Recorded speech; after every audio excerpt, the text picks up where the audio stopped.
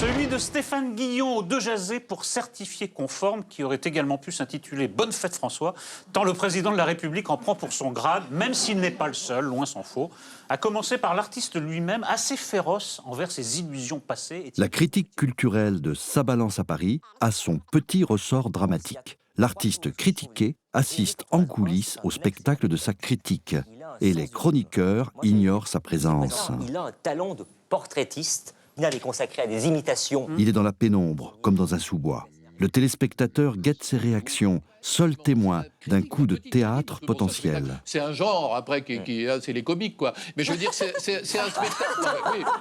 Même scénario qu'au théâtre de Guignol, quand s'annoncent les coups de bâton. Imprudente, la Madelon s'était avancée dans la critique. Moi, je ne suis pas sensible au sketch, je préfère le stand-up, j'aime l'humour quand il est dans l'autodérision et que du coup, voilà, il parle, ça il commence parle à comme tout ça, le monde. là. Non, c'est de la fausse autodérision, c'est vraiment de la fausse autodérision. On perçoit son embarras lorsque surgit le loup. Mais ce qu'il imite le mieux, Stéphane Guillon, c'est Stéphane Guillon. Ah, bah voilà. On l'a invité.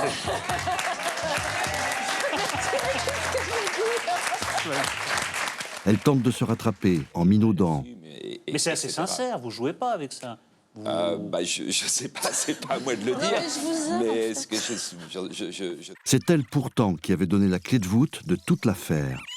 Et donc, il enserre le spectacle dans une espèce de mise en abîme. Mise en abîme, le mot est lâché.